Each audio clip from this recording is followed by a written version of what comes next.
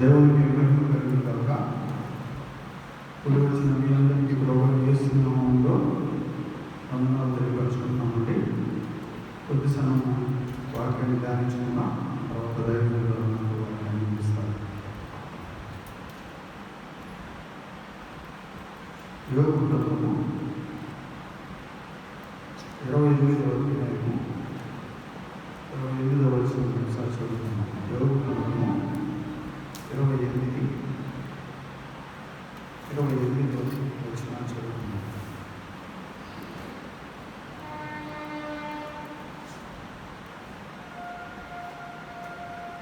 మరియు యెహోవా యందలి భయభక్తులే జ్ఞానమనియు దుష్టత్వమును విడిచుటయే వివేచననియు ఆయన నరులకు సెలవిచ్చెను. మరొకసారి చదువుతున్నామండి. మరియు యెహోవా యందలి భయభక్తులే జ్ఞానమనియు దుష్టత్వమును విడిచుటయే వివేకమనియు ఆయన నరులకు సెలవిచ్చెను. కలిగిస్తున్నాడు. ప్రార్థన చేసుకున్నాం. స్తోత్రం ప్రభువా, ఘనమైన యేసయ్యా, మీ ఘనమైన నామానికి స్తుతులు చెల్లించుకొచ్చున్నామయ్యా. మీరు ఇచ్చిన వాక్య ధ్యానాంశాన్ని బట్టి మీకు స్తుతులు తండ్రి. అల్పుల ఆరోగ్యమైన మీ యొక్క చెరువు సాగులను అనుభవించుకొని మీ యొక్క మాటలను అర్థమయ్యే రీతిలో ధ్యానించుకోవడానికి మీ ప్రభుత్వ సహాయం దయచేయండి. యేసు నామములో అడుగుతున్నాం తండ్రి. ఆమేన్.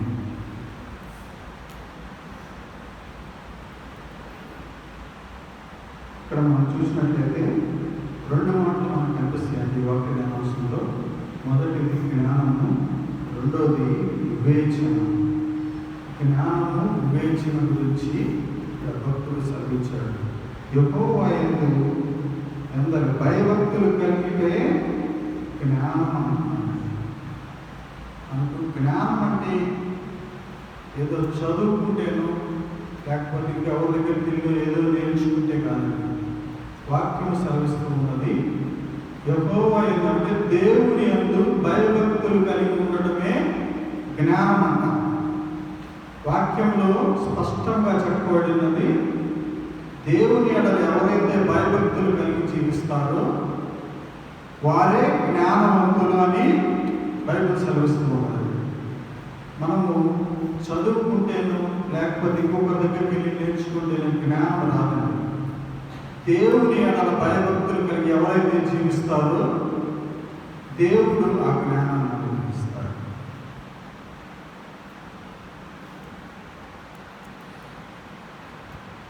యోగు భక్తుల్ని మనము జ్ఞాపకం చేసుకున్నట్లయితే యోగు మొదటి వచనం మనం చదువుకున్నామండి. యోగు గ్రంథంలో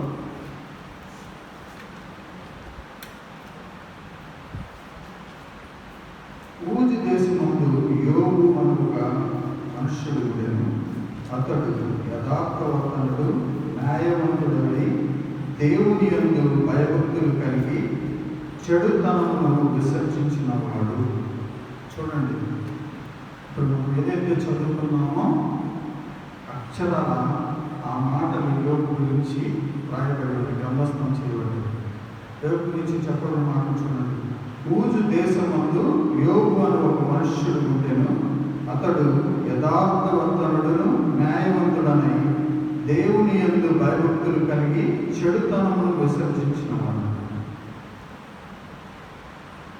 యోగును మనం జ్ఞాపకం చేసుకున్నట్లయితే అతను యథార్థవంతుడుగా, నీతివంతుడుగా, న్యాయవంతుడుగా ఉండి దేవుని ఎడల భయభక్తులు కలిగి చెడుతనాన్ని కూడా విసర్జించిన వాడు అన్నమాట. అంటే ఆయన జ్ఞానము, వివేకం కలిగి జీవించిన వ్యక్తిగా ఉన్నాడు. అట్లా జ్ఞాన వివేకం కలిగిన వ్యక్తి మరి జీవించినప్పుడు దేవుడు అతనిని ఎంతగానో ఆశీర్వదించాడు. ఆ దేశంలోనే ఒక ధనవంతుడుగా, గొప్పవాడుగా మరి దేవుడు ఆయనను ఆశీర్వదించినట్టు మనం చూస్తాం. అలాగే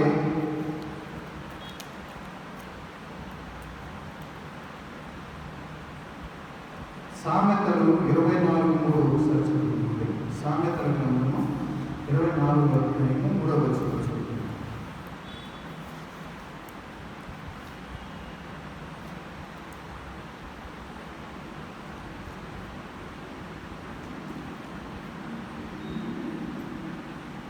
జ్ఞానము వలన ఇల్లు కట్టబడును, వివేచన వలన అది స్థిరపరచబడును. చూడండి, ఇక్కడ వాక్యం సెలవుస్తుంది. జ్ఞానం వలన ఇల్లు కట్టబడిందంట, వివేచన వలన అది స్థిరపరచబడిందంట.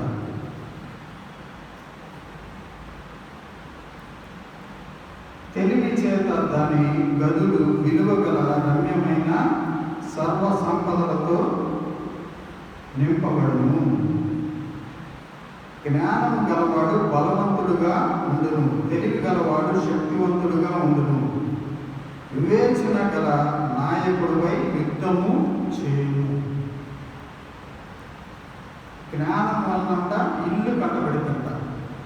మరి వాక్యంలో మనం చూసినట్లయితే యెహోవా ఇల్లు కట్టించిన ఎడల దాని కట్టువారి ప్రయాసము వ్యర్థమే అంట. దేవుని ఎడల భయభక్తులు కలిగి ఉండే జ్ఞానం అంటున్నారు. జ్ఞానం వలన ఇల్లు కట్టించబడుతుంది అంటున్నారు. చూడండి, జ్ఞానం వల్ల ఇల్లు కట్టించబడుతుంది అంటున్నారు. మరి ఇంకొక వాక్యంలో చూసినట్టు యెహోవా ఇల్లు కట్టించిన ఎడల దాని కట్టువారి ప్రయాసము వ్యర్థమే అంటున్నారు. అంటే దేవుని ఎడల భయభక్తులు కలిగి ఎవరైతే జీవిస్తారో వారి గృహము కట్టబడింది, దేవునిలో స్థిరముగా కట్టబడింది. అలాగే వివేచన కలిగి జీవించడం అంటే దుష్టత్వం నుండి తొలగిపోవడం, దుష్టుల ఆలోచన చొప్పున నడవక, పాపుల మార్గమున నిలువక, అపహాసకులు కూర్చుండే చోట కూర్చుండకని వాక్యంలో చెప్పినట్టుగా అవన్నీ మనం తొలగించుకున్నప్పుడు వివేచన కలిగి జీవిస్తారని వాక్యం సెలవిస్తున్నాం. అదే జ్ఞాన వివేచనము అంటే. మరి ఈ జ్ఞానము వివేచన కావాలంటే దేవుని అడగండి. మీలో ఎవరికైనా జ్ఞానము కొదువుగా ఉంటే నా దగ్గరికి రండి, నన్ను అడగండి అంటాడు. దేవుడు ఏమని సెలవిస్తున్నాడు? మీలో ఎవరికైనా జ్ఞానము కొదువుగా ఉంటే, అంటే మన గృహం కట్టబడాలంటే మనకు జ్ఞానం కావాలి. మనకు జ్ఞానం కావాలంటే ఎక్కడ దొరికింది జ్ఞానం? దేవుని దగ్గరే జ్ఞానం ఉంది. అయితే దేవుని సన్నిధిలోకి మనం వచ్చి మనం అడగాలి దేవుణ్ణి, అయ్యా నీ జ్ఞానం అనుగ్రహించాలి, నా గృహాన్ని కట్టుకోవాలి, నా గృహాన్ని నడిపించుకోవాలి, మీ యొక్క జ్ఞానంతో నన్ను నింపాయా, మీ యొక్క ఆత్మశక్తితో. పరిశుద్ధాత్మ దేవుడే జ్ఞాన వివేకాలకు ఆధారభూతుడు. ఆ పరిశుద్ధాత్మ దేవుడు మనలోకి వచ్చినప్పుడు దేవుని యొక్క జ్ఞానము మన జీవితాల్లో పనిచేస్తుందండి. అది ఒక రక్షణ కార్యం ద్వారానే అది సాధ్యపడుతుంది. ఎవరైతే యేసయ్యను తమ సొంత రక్షకుడిగా అంగీకరిస్తారో, బాప్తీసం తీసుకుంటారు, వారందరూ కూడా యేసయ్య పిల్లలుగా మార్చబడతారు. అలాగే పరిశుద్ధాత్మ అనే వరాన్ని పొందుకుంటారు. పరిశుద్ధాత్మను పొందుకున్న తర్వాత ఆయన యొక్క జ్ఞానమును అనుగ్రహిస్తాడు. మన గృహాలను అట్లాగే జ్ఞానవంతురాలు తన ఇంటిని కట్టుకుంటుందని వాక్యం సెలవిస్తుంది. జ్ఞానవంతురాలు తన ఇంటిని కట్టుకుంటుంది. 3 రాళ్ళంట ఇంటిని పాడు చేసుకుంటాడు, ఓడబెట్టుకుంటుందని వాక్యం సెలవిస్తుంది. అంటే మనము జ్ఞానం కలిగి యుద్ధం చేయమంటున్నాడు. ఇక్కడ ఏమంటున్నాడు చూడండి, సామెతలో జ్ఞానం కలిగి జ్ఞానం కలవాడు బలవంతుడుగా ఉంటాడు. మనం బలహీనులుగా ఉంటున్నామంటే మనలో జ్ఞానం లేదని. అంటే మనము దేవుని ఎడల దేవుని యొక్క సన్నిధిలో భయభక్తులు కలిగి జీవించలేకపోతున్నాం. యోగుని మనం జ్ఞాపకం చేసుకుంటే మరి ఆ ఊజు దేశం అంతట్లో కూడా ఆయన యథార్థవంతుడుగా న్యాయవంతుడుగా జీవించాడు. దేవుని యొక్క భయభక్తులు కలిగి ప్రతి ఉదయం దేవుని సన్నిధికి వెళ్ళి ప్రార్థిస్తూ తమ పిల్లల కోసం అంట మరి బలిలు అర్పిస్తున్నాడు. వాళ్ళు ఏ విషయంలో తప్పిపోయారేమో, మరి దేవుని యొక్క ఉగ్రత వాళ్ళ మీదకి వస్తుందేమో, కోపపడతాడేమో దేవుడని మరి దేవుడి సన్నిధికి వెళ్ళి ఒక్కొక్క కుమారుడు తరపున బలులు అర్పిస్తూ ఉంటాడు. అంటే ఆ పాత నిబంధన కాలంలో బలులు అర్పించేవారు కాబట్టి ఆ బలులు అర్పిస్తూ వచ్చాడు. అది చూడండి, దేవుని అంటే ఎంత భయభక్తులు కలిగి జీవించాడు.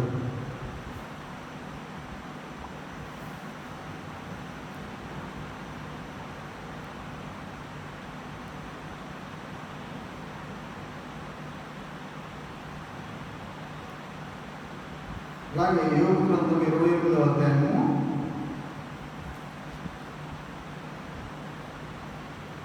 11 12వ వచనాన్ని ఒకసారి చదువుకుంటుంది.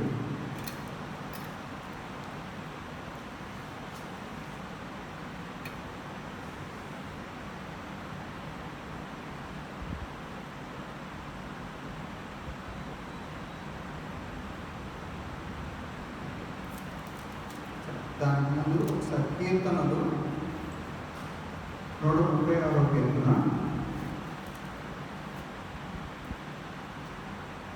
5వ వచనాన్ని ఒకసారి చదువుతున్నాను. కీర్తనలు 136వ కీర్తన 5వ వచనం. తన జ్ఞానము చేత ఆయన ఆకాశమును కలుగజేసింది, ఆయన కృప నిరంతరము. తన జ్ఞానము చేత ఆయన ఆకాశాన్ని కలుగు చేశాడు. దేవుని యొక్క జ్ఞానాన్ని మనం తెలుసుకోవాలంటే ఆయన ఆకాశాన్ని చూస్తే అర్థమైంది ఆయన జ్ఞానం ఏంటది. అంత అనంత జ్ఞాని అయిన దేవుడు ఆయన ఎడల మనం భయభక్తులు కలిగి ఉంటే ఆకాశాన్ని మరి అంత చక్కగా సృజించిన ఆయన మన కుటుంబాల్లో మన జీవితాల్లో మరి మన జీవితాలను చక్కపరచలేడా? మన జీవితాల్లో ఒక పద్ధతిగా నడిపించలేడా? పగలవుతుంది, రాత్రి అవుతుంది, సూర్యుడు ఉదయాన్నే అస్తమిస్తున్నా మరి ఉదయిస్తున్నాడు, మరి సాయంకాలం అస్తమిస్తున్నాడు, అలాగే రాత్రికాలం వస్తూ ఉంది. అలాగే ఋతువులు కాలాలన్నీ క్రమంగా జరిగిస్తూ ఉన్నాడు. ఆయన జ్ఞానం చేత ఆకాశంను కలుగజేశాడని వాక్యం సెలవిస్తున్నాడు. అంత జ్ఞానంతో వాటినే నడిపిస్తున్నప్పుడు అల్పమైన మనము మన కుటుంబాలను మరి కొద్దిపాటి అయిన మన కుటుంబాలను మనల్ని కట్టలేడు ఆయన. మనం దేవుని ఎడల భయభక్తులు నిలిపితే చాలండి. దేవుని ఎడల మన భయభక్తులు కలిగి జీవిస్తే చాలు, ఆటోమేటిక్గా మన కుటుంబాలు మన జీవితాలు కట్టబడతాయి. దేవునిలో స్థిరముగా ఆయన సన్నిధిలో మనం సంతోషించగలం. ఆయనలో ఆనందము, మన సంతోషము, సమాధానము మనకు మన గృహాలకు లభిస్తాయి. దేవుని ఎడల భయభక్తులు కలిగి ఉండాలని వాక్యం చదివిస్తుంది. ఎవరైతే మరి దేవుని ఎడల భయభక్తులు లేకుండా జీవిస్తూ ఉంటారో వారి గృహాలు మనం చూస్తే ఎన్నో సమస్యలతో ఎన్నో సమ్మర్మం అవుతూ ఉంటారు. ఎందుకంటే దేవుని సన్నిధికి రాలేదు. అపవాది అనేకమైన తంత్రాలు కలిగిస్తుంటాడు. లోకానుసారమైన వాటిల్లో పడిపోయి మరి వాళ్ళ సమయాన్ని వాళ్ళ కాలాన్ని ఎంతో వ్యర్థం చేసుకొని మరి ఎంతో బాధలకు గురవుతూ ఉంటారు. ఇక్కడ అంత చక్కని పరిష్కారం ఉంది, వాక్యంలో చక్కని పరిష్కారం ఉంది. ఏం లేదు మనం చేయాల్సింది, మనం ఖర్చు పెట్టాలి. మనం ఉచితంగా ఇక్కడ ఏం లేదు. దేవుని అట్లా భయభక్తులు కలిగి జీవించండి చాలు. మీ గృహము కట్టబడుతుంది, అది స్థిరపరచబడుతుంది అని వాక్యం సమస్తుంది. అది మనం చేయలేకపోతే మన జీవితంలో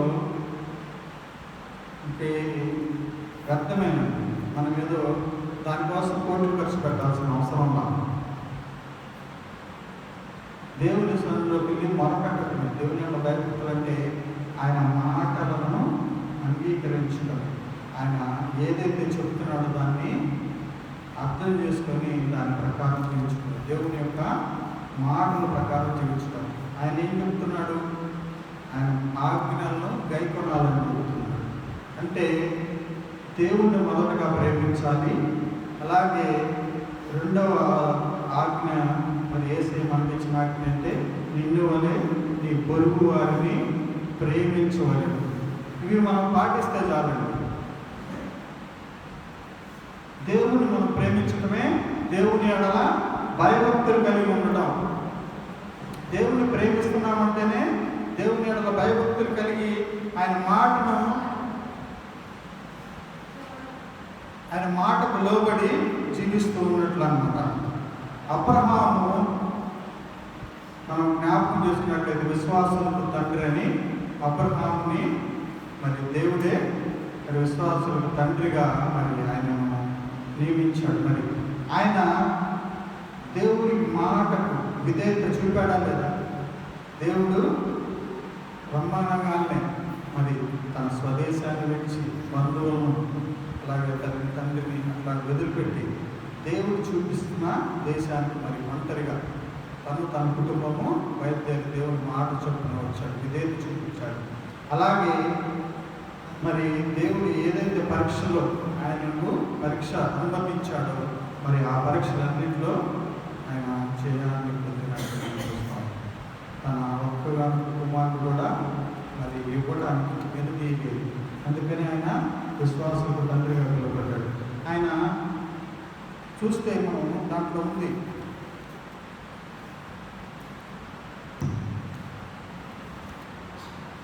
ఆ వచనం చదువుతారా? ఇందును బట్టి నీవు నాకు భయపడతావని అబ్రహాం గురించి చెప్పిన మాటను ఒకసారి చదువుతారు. ఆదికాండము 22వ అధ్యాయంలో చూద్దాం.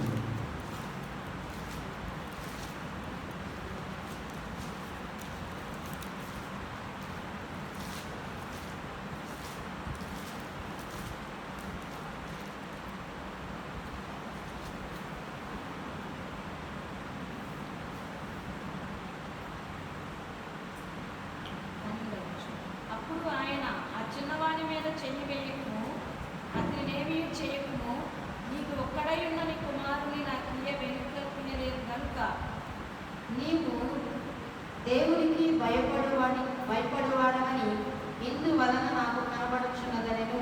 చాలు చూసారా? ఇక్కడ మనం చూసినట్లయితే 12వ వచనంలో నీవు దేవునికి భయపడువాడమని ఇందువలన నాకు కనబడుచున్నది. అబ్రహాం ఎట్లా ఉన్నాడు? దేవుని ఎడల భయభక్తులు కలిగి ఉన్నాడని వాక్యం సెలవిస్తూ ఉన్నది. ఎందుకంటే ఆయన ఏదైతే చెప్పాడో ఆ మాటను చేశాడు. అదే దేవుని యొక్క మాటలు చేయడం అంటే దేవుని యొక్క ఆజ్ఞ. దేవుని యొక్క మాటలు అంటే ఆయన ఆజ్ఞ అంటారు. ఆయన ఆజ్ఞలే మాటలు, ఆయన మాటలే ఆజ్ఞలు. ఆయన ఏం చెప్తున్నాడు అది చేయటమే. మనము మరి ప్రథమ మానవులైన హవ్వ ఆదాములు దేవుని మాటను మరి విస్మరించడం వల్ల లోకంలోనికి పాపమును శాపాన్ని తీసుకుని వచ్చాడు. ఏం చెప్పాడు? మీరు ఈ ఫలాలన్నీ తినచ్చు, వృక్షంలో ఇక్కడ కోటలో ఉన్న ఫలాలన్నీ మీ కొరకే, అయితే ఇక్కడ ఉంది ఈ వృక్ష ఫలం మాత్రం తినకూడదు అని చెప్పాడు. అయితే అపవాది వాళ్ళను మరి అబద్ధాలకు జనకుడు కదా, వాడేం చెప్పాడు? వచ్చి ఇది నిజమా? దేవుడు అది చెప్పాడా? మీరు అట్లా తింటే దేవుడు ఆయన పోలికతో మనల్ని సృజించుకున్నాడు. అంటే మనమందరం కూడా దేవుని యొక్క స్వరూపంలో ఉన్నాం. అయితే ఆడొచ్చి ఏం చెబుతున్నాడు? నువ్వు కూడా దేవుడు. ఆల్రెడీ ఆయన సృజించుకుందే మనందరినూ ఆయన పోలికతో ఆయన స్వరూపంలో సృజించుకున్నాడు. మళ్ళీ అక్కడ అపవాది చూడండి ఎంత మోసం చేశాడు. మరి మన తల్లి గారైన హవ్వను ఎంత మోసం చేశాడు. ఆ వలన మరి సర్వలోకానికి పాపము శాపం వచ్చేసింది. చూసారా? గృహము జ్ఞానంతో కట్టవలసిన గృహము ఆమె ఏం చేసుకుంది? ఎవరి మాట వినింది? దేవుని మాట వెళ్ళ ఇంకొక వ్యక్తి సాతానుడు చెప్పే మాట మీద దృష్టి పెట్టేసింది. దాని ద్వారా ఏమైంది? ఆమె పాపాన్ని శాపాన్ని వచ్చేసి ఆ ఏదైనా తోటలో నుంచి బయటకు గట్టి వేయబడ్డారు. మరి పొల్ల తొప్పలు అన్ని పొలాలు గచ్చ పొలాలు ఉన్న చోటుకి వెళ్ళి అక్కడ కష్టపడి సేద్యం చేసి పండించుకోవచ్చు. ఇక్కడైతే ఏం చేయాల్సిన అవసరం, పండుతా ఉండి చక్కగా వెళ్ళి తీసుకోవడం, తింటాం. ఇక్కడ కష్టపడాల్సిన పని లేదు. చక్కగా వాటిని చూసుకోవడం, వాటి మీద అధికారిగా ఉంచేసాడు. అయితే అక్కడికి వెళ్ళి కష్టపడి పని చూసారా? మనము దేవుడు మనల్ని స్వతంత్రులుగా ఆయన బిడ్డలుగా సృజించుకొని ఈ లోకంలో మనము సంతోషం సమాధానంతో ఉండాలని ఆయన కోరుకుంటూ ఉన్నాడు. అయితే అపవాది మాత్రం మరి మరి పరలోకం నుంచి పడద్రోయబడ్డాడు, లోకానికి వచ్చాడు. మరి ప్రతి మానవుడి మీద పనిచేస్తూ ఉంటాడు. ఎందుకంటే ఏ మనిషి కూడా మరి దేవుని దగ్గరికి చేరకూడదు. ఏ కుటుంబం కూడా దేవుని దగ్గర చేరకూడదు, దేవుని సన్నిధిలో ఉండకూడదు. అదే వాడి ప్రయత్నం. అయితే మనము దేవుని ఎడల భయభక్తులు కలిగి జీవించినప్పుడు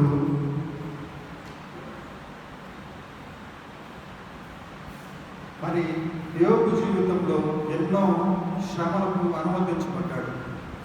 అయితే ఆ శ్రమలన్నింటిలో యోగు ఒక్క నోటి మాట చేత కూడా మరి పాపం చేయకుండా దేవుని ఎడల భయభక్తులు నిలిపిన విధానాన్ని బట్టి మరి మరలా ఆయన కోల్పోయిన ఆయన యొక్క ఆస్తి, అలాగే బిడ్డలు అంతా కూడా రెండంతలుగా ఆయన పొందుకున్నట్టు వాక్యంలో చూస్తామండి. అయితే మన జీవితాల్లో కూడా కొన్ని శ్రమలు, శోధనలు రావచ్చండి. దేవుణ్ణి వెంబడిస్తున్నప్పుడు శ్రమలు, శోధనలు ఏమి రావు, అంత సాఫీగా ఉండదని మరి చెప్పడం అనేది అది అసలు కరెక్టే కాదు. మరి విశ్వాసులకు తండ్రిగా పిలువబడ్డ అబ్రహాం గారు కూడా ఎన్నో కష్టాలు, శోధనలు వచ్చినాయి. మరి 25 సంవత్సరాలు దేవుడు వాగ్దానం చేసిన తర్వాత ఆయన 25 సంవత్సరాలు కూడా వేచి చూశాడు దేవుని యొక్క వాగ్దానం పొందుకోవడానికి. ఈ మధ్యలో ఆయన ఎంతగానో మరి శ్రమల గుండా నడిపించబడ్డాడు.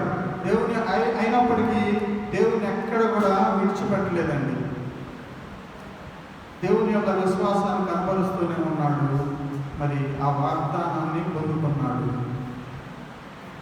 విశ్వాసులకు తండ్రిగా పిలువబడ్డాడు దేవుని ఎడల భయభక్తులు. అలాగే యోగు జీవితంలో కూడా మరి దేవుని ఎడల భయభక్తులు కలిగిన వ్యక్తిగా ఉన్నాడు. ఆయన చివరి వరకు ఆయనకు ఎలాంటి పరిస్థితి వచ్చినా, ఆయనకు శరీరం కుళ్ళిపోయిన శరీరంలో మరి అనేక కురుపులు, మరి రోగాలు వచ్చిన అప్పటికి చూడండి, అపవాది ఆయన కూడా శోధించాడు. ఆనాడు అవను శోధించాడు, ఆమె తొలగిపోయింది. అయితే అదే ప్రయత్నాలు మళ్ళా చేస్తున్నాడు. అయితే దేవునికి తెలుసు మరి దేవుని ఎడల భయభక్తులు కలిగిన వారు ఏ విధంగా ఉంటారంటే బలవంతులుగా ఉంటారు. వాటిని చదివిస్తున్నది ఆయన బలవంతుడుగా, శక్తివంతుడుగా. అంటే అపవాదిని వాడు పెట్టే తంత్రాలకు మరి ఎక్కడ కూడా తంత్రాల వలన పడిపోలేదు, కానీ శోధనలో పడిపోలేదు. కానీ శోధించబడిన మీదట నేను సువర్ణం వలె మార్చబడతాను. శోధించబడిన మీదట నేను సువర్ణం వలె మార్చబడతాను. ఆ శ్రమంలో కూడా దేవుని ఒక్క మాట కూడా అనలేదండి. ఆ నిలిచి ఉన్నందుకు ఆయన రెండంతల ఆశీర్వాదాలను మరలా పొందుకున్నాడు. మరలా ఆయన పోయిన ఆస్తి మొత్తం తిరిగి వచ్చింది రెండంతలుగా. అలాగే పిల్లలు అంతా కూడా మరలా దేవుడు అనుగ్రహించాడు.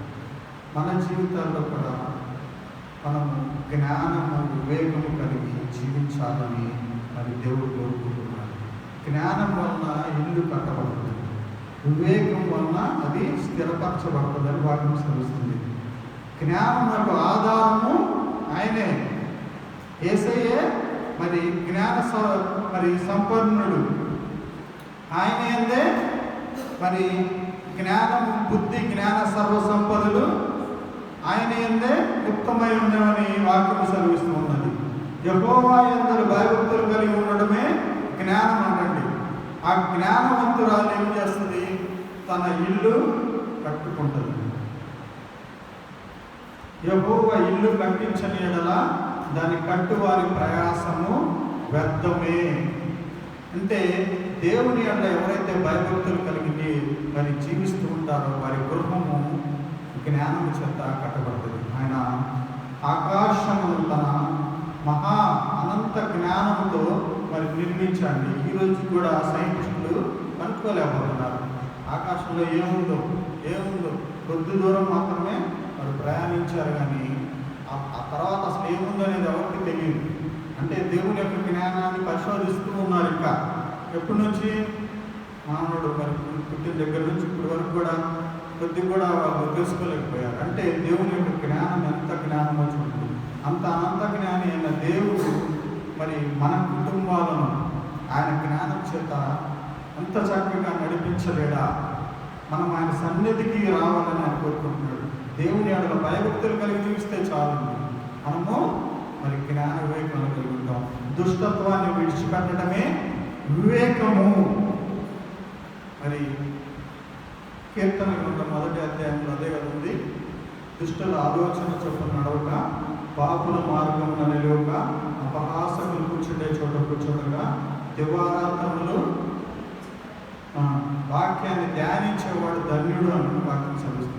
అతడు ఆకువాడగా తన కాలం నందు ఫలమిచ్చే చెట్టు వలె ఉంటాడని వాక్యం చదువుతుంది. కాబట్టి ఆయన సన్నిధులు, ఆయన యొక్క మాటలను మనం వినేవారంగా ఎప్పుడు కూడా ఆయన సన్నిధిని విడిచిపెట్టకూడదండి. దేవుని యొక్క సన్నిధిని మనం విడిచిపెట్టకూడదు. ఆదివారం వస్తుందంటే మిగతా 6 దినాలు దేవుడు మనకు పనులు చేసుకోవడానికి అనుగ్రహించాడు. 6 దినాలు మనం పని చేసుకోవచ్చు, మనకి ఏమీ రిస్ట్రిక్షన్ లేవు. 6 దినాలు మనం వెళ్ళి మనం పనులు చేసుకోవచ్చు. ఆదివారం మాత్రం దేవుని సన్నిధికి వచ్చి దేవుని సన్నిధిలో దేవునికి కృతజ్ఞతాస్తుతులు చెల్లించాలి. మనకు 6 దినాలు మనకు అనుగ్రహించాడు. ఆ దినాలలో మనకు కాపుదలను అనుగ్రహించాడు. ఆయన మరి దయచేసే సమస్తాన్ని బట్టి ఆయనకు మనం స్తుతులు చెల్లించేవాళ్ళం ఉండాలి. ఆయన సన్నిధి వచ్చి ఆయన స్తుతించినప్పుడు మన జీవితాల్లో ఎన్నో మేలులు అనుభవించేవాళ్ళం ఉంటాం. దావీదును మనం జ్ఞాపకం చేసుకున్నట్లయితే భక్తుల గురించి రాయబడి ధన్య కీర్తన రాస్తున్నారు. మరి ఆయన దినానికి 7 సార్లు దేవుని సన్నిధిలో మరి ధ్యానించుకోవడం కానీ, మరి దేవుని స్తుతించడం కానీ, చిన్న వయసు నుంచే కూడా ఆయన స్తుతిస్తూ ఉండేవాడు. దేవుని సన్నిధిలో మరి స్తుతించడం వల్ల ఆయన జీవితం కోల్పోయింది ఏం లేదండి. ఆయన మరి గొర్రెలు కాసుకునేవాడు ఉన్నాడు. అయితే దేవుడు ఆయనకున్న హృదయాన్ని చూశాడు. మరి గొప్ప రాజుగా దేవుడు చూశాడు. మరి ఆయనలో నుంచే దావీదు కుమారుడుగా యేసయ్య ఆయన కుమారుడుగా పిలిపించుకోవడానికి ఇష్టపడ్డాడు. అంటే దేవుని ఎడల ఎంత భయభక్తులు కలిగి జీవించాడు. అనేక రాజుల గురించి చెప్పబడింది. దావీదు నడిచిన మార్గంలో నడిచాలని కొంతమంది రాజుల గురించి కూడా ప్రదర్శన చేయడం. అంటే దేవుని యొక్క మాటలను మనము వినేవారంగా ఉండాలి. ఆనాడు ఆదాములో మరి దేవుని మాటను తొలగిపోయి మరి పాపాన్ని శాపాన్ని అట్లా తెచ్చుకొని మరి ఎంతో శ్రమల గుండా నడిపించబడ్డారు. అయితే యేసయ్య ఈ లోకానికి తండ్రి చిత్తాన్ని నెరవేర్చడానికి వచ్చి తండ్రి పట్ల విధేయత చూపాడు. తండ్రి ఏదైతే చెప్పాడో దానికి విధేయత చూపాడు. ఏంటి? దేవుడు లోకాన్ని ఎంతో ప్రేమించెను కాగా తన అద్వితీయ కుమారుడిగా పుట్టిన వాని అందు విశ్వాసం ఉంచే ప్రతివాడు నశింపక నిత్య జీవం పొందినట్లు ఆయనను అనుగ్రహించాడు. అంటే ఏంటి? ఆయన ఇప్పుడు మనం వచ్చే నెలలో మనం క్రిస్మస్ చేసుకోబోతున్నాం. గిఫ్ట్ దేవుడు మనకి ఇచ్చిన గొప్ప బహుమానం ఏంటి? గర్భఫలం ఆయన ఇచ్చే బహుమానాలు కదా. మరి యేసయ్యనే ఈ లోకానికి గిఫ్ట్గా ఇచ్చేశాడు. నశించిపోయిన దాన్ని వెతికి రక్షించడానికి మరి మనిషి కుమారుడు వచ్చాడు. అయితే ఆయన శిలువలో ఆ పాపాన్ని శాపాన్ని కొట్టివేశాడు. ఆనాడు ఆదాములు ఏదైతే పాపాన్ని లోకంలో తీసుకొచ్చారో ఆ పాపాన్ని శాపాన్ని ఆయన శిలువలో తన రక్తంతో కొట్టివేసి అపవాది యొక్క వాడి అధికారాన్ని అంతటిని కూడా బలమంతటిని కూడా చేతులు దొక్కేసి మరి మరణానికి శాపానికి పాపానికి ఇంకా మరణానికి అధికారం, అప్పటి వరకు మరణానికి మరి పాపానికి శాపానికి అధికారం ఉన్నది. కానీ యేసయ్య ఎప్పుడైతే శిలువలో మరణించి ఆ అధికారం అంతటిని కూడా కొట్టివేసి మరి మనను స్వతంత్రులుగా చేశాడు. ఎవరైతే యేసయ్య రక్తంలో తమ పాపాలను కడుపుకుంటారో శుద్ధీకరించుకుంటారో వారందరూ కూడా స్వతంత్రులుగా మరి ఈ లోకంలో జీవిస్తారు. అలాగే యేసయ్య యొక్క రాకడలో ఎత్తబడతారు. జ్ఞానం వలన గృహం కట్టబడుతుంది, వివేచన అన్నది స్థిరపరచబడుతుందని వాక్యం సెలవిస్తుంది. యోగు 21:28లో మరి వాక్యంలో చూసినట్లయితే జ్ఞానానికి వివేకానికి ఆధారము ఆత్మ, పరిశుద్ధాత్మ దేవుని యొక్క సహాయాన్ని మనం అడగాలి. జ్ఞానం ఎవరికన్నా తక్కువగా ఉంటే నన్ను అడగండి, నేను ధారాళంగా ఇస్తానంటాడు. అడుగుడి మీకు ఇవ్వబడును అని వాక్యం సెలవిస్తున్నది. జ్ఞానము మనకు కొదువుగా ఉంటే అడగాలి. దేవా, నా జ్ఞానం అనుగ్రహించయ్యా, నా కుటుంబాన్ని కట్టుకునే జ్ఞానం అనుగ్రహించయ్యా, నీలో స్థిరపడాలి, వివేచనను అనుగ్రహించయ్యా, ఎక్కడ దుష్టత్వంలోకి నేను వెళ్ళకూడదయా, నా కుటుంబం వెళ్ళకూడదయా, నా కుటుంబాలన్నీ మీలో ఆనందించాలయా, మీలో సంతోషించాలి, మీ యొక్క ఆనందాన్ని మేము పొందుకోవాలయా. ఈ లోకంలో ఉండగానే మనం పొందుకోవాలి. ఈ లోకంలో మన కష్టాలు పడడానికి కాదండి. దేవుడు మనకి ఈ లోకంలోకి మరి యొక్క జీవితాన్ని ఇచ్చింది ఏదో కష్టాలు పడేసి అట్లానే వెళ్ళిపోవాలని కాదు. మనము దేవునిలో ఆనందించాలి. ఆయన మన కొరకే వీటిలన్నిటినీ సృజించింది. ఈ ఆహారం అవన్నీ కూడా దయచేస్తుంది. మరి వాటంతటికి అవే ఎట్లా వస్తున్నాయి? దేవుడు మనకు అనుగ్రహించాడు.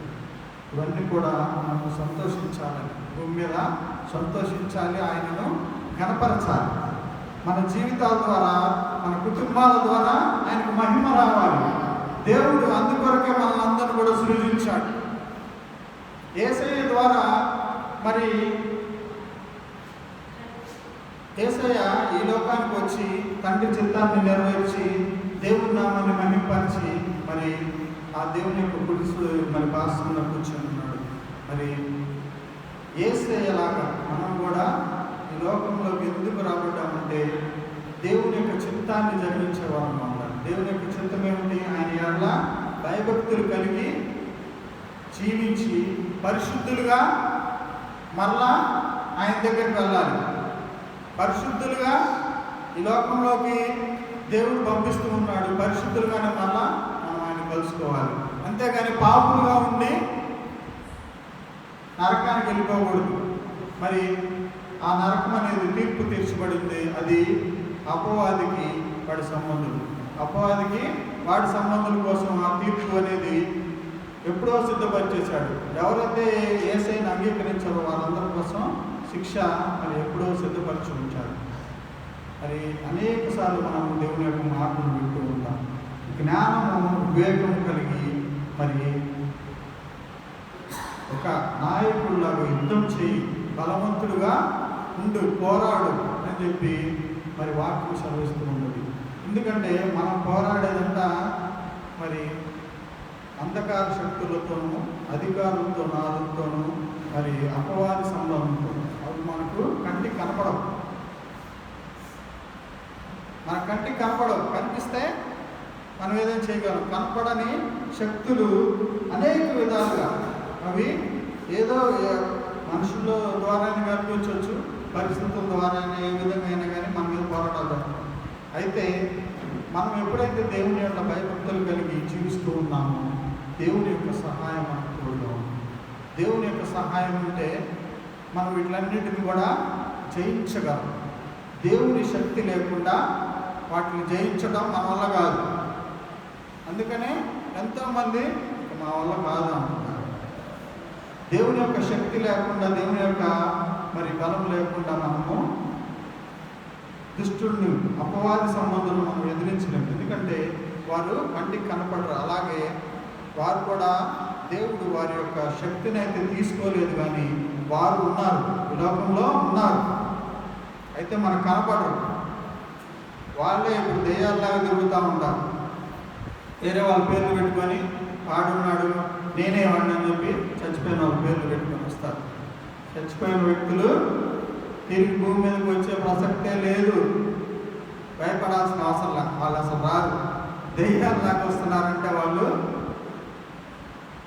ఆ పడిపోయిన దేవదూతలే వాళ్ళ పేర్లు పెట్టుకొని, వాళ్ళకి తెలుసు కాబట్టి వచ్చి వాళ్ళు జీవించిన కాలంలో ఏమైతే చేశారో ఈ కొద్ది మాటలు చెప్తూ ఉంటారు. అంత మాత్రాన వాళ్ళు ఇప్పుడు మన వాళ్ళు ఎవరో వాళ్ళ పేరు పెట్టగానే మనం భయపడిపోకూడదు. ఒకసారి భూమి మీద నుంచి వెళ్ళిపోయిన తర్వాత ఇంకా వాళ్ళకు భూమి మీద ఎటువంటి లేదని వాక్యం సెలవిస్తుంది, ఎటువంటి పాలు లేదని వాక్యం సెలవిస్తుంది. వారు రారు తిరిగి. దేవునిలో మరి ఎవరైతే ఉండి మరణిస్తారో వాళ్ళు పరదేశంలో మరి రెస్ట్ తీసుకుంటూ ఉంటారు, నిద్రిస్తూ ఉంటారు. ఎవరైతే దేవునిలో ఉంటారో వాళ్ళు నరకానికి వెళ్ళిపోతారు. ధనవంతుడు లాజరస్ మనకు తెలుసు కదా, ఆ ఉపమానం ఇద్దరు కూడా చనిపోయారు. ఒకళ్ళైతే ఎక్కడికి వెళ్ళారు? పాతాళానికి వెళ్ళిపోయారు. ఒక వ్యక్తి ఏమో అబ్రహాం రూపం అనుకొని పరదేశంలో మరికొని పోతున్నాడు. చూడండి, జ్ఞానం కలిగి మనం ఈ లోకంలో జీవించాలని కోరుకుంటూ ఉన్నాడు. దేవుడు చదివిస్తూ ఉన్నాడు. జ్ఞానం అనేది ఎంతో ప్రాముఖ్యమైనది. దేవుని బిడ్డలుగా ఆయన అనంత జ్ఞాని అనే దేవుడుగా ఉన్నాడు. మనల్ని కూడా ఆయన పోలికలో ఆయన రూపంలో చేశాడు. మనం అజ్ఞానులుగా ఉండకూడదండి. ఈ లోకంలో అజ్ఞానంతో ఉండకూడదు. అజ్ఞానం అంటే ఏంటి? దేవుని యొక్క భయభక్తులు లేకుండా జీవించడమే అజ్ఞానం. మనం చదువుకుంటేనో ఇంకొకటి రాదండి. ఎంతోమంది చదువుకొని ఉన్నారు. ఈరోజు కూడా యేసయ్యను అంగీకరించట్లా. ఎంతోమంది తెలివి గల వారు ఉన్నారు, చదువుకున్న వారు ఉన్నారు, కానీ యేసయ్య దేవుడు అంటే అంగీకరించట్లా. అంటే ఏంటి? జ్ఞానము లేదు వారికి. దేవుని యెడల భయభక్తులు కలిగి ఉండడమే జ్ఞానం అని సెలవిస్తూ ఉన్నది వాక్యము. ఇక్కడేముంది? ఆయన పంపిన వాని యందు విశ్వాసం ఉంచి వాడే నిత్య జీవం గలవాడు. ఆయనను విశ్వసించిన వాడికి ఏముంది? నిత్య శిక్ష, నిత్య జీవము, నిత్యము శిక్షించే స్థలము. ఈ రెండిట్లో ఒకటే మానవుడు మరి చేస్తాడు. అయితే జ్ఞానం కలిగిన వారు తమ గృహాలను జ్ఞానంతో కట్టుకోవాలని, దేవుని యొక్క భయభక్తులు కలిగి జీవించాలని బాగా సాధిస్తూ ఉండగా పరిశుద్ధాత్మ దేవుని సహాయం ఆయన వేడుకున్నాం. అయ్యా, మా జ్ఞానాన్ని అనుగ్రహించు, మాకు వివేచనను కలిగి జీవించే కృపను అనుగ్రహించారు. మా జీవితాలు, మా కుటుంబాలను జ్ఞానంతో ఎలా కట్టుకోవాలి మాకు నేర్పించు కృప అని అడగండి. ఎవరికైనా జ్ఞానం కోరుకుంటే ఆయన ఇస్తానంటున్నాడు. కళ్ళు మూసుకొని ప్రార్థన చేసుకున్నాం.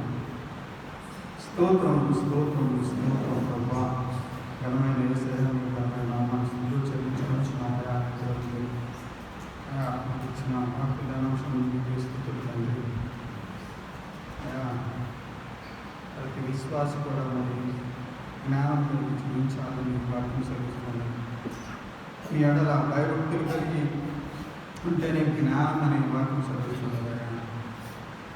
జ్ఞానం వలన గృహం కట్టబడుతుందని వాటిని సెలవుస్తున్నాను. మీ యొక్క భయభక్తులు కలిగి ఆయా బిడ్డలు జీవించలాగున, గృహాలు కట్టుకోలాగున, జ్ఞానవంతురాలు ఏ విధంగా అయితే తన ఇంటిని కట్టుకుంటారో ఆ విధంగా తన గృహాలను ప్రభా మీలో కట్టుకుని ప్రభా వారు లోకంలో ఉండగానే సంతోషంతో సమాధానంతో ఉంటారు. సహాయం దయచేయండి. మీ యొక్క ఆత్మ సహాయాన్ని ప్రతి ఒక్కరికి అనుగ్రహించండి. మీ యొక్క ఆత్మశక్తితో నింపమని మా రక్షకుడు మీ ప్రియకుమారుడైన యేసు నామములో అడిగి వచ్చినాము తండ్రి.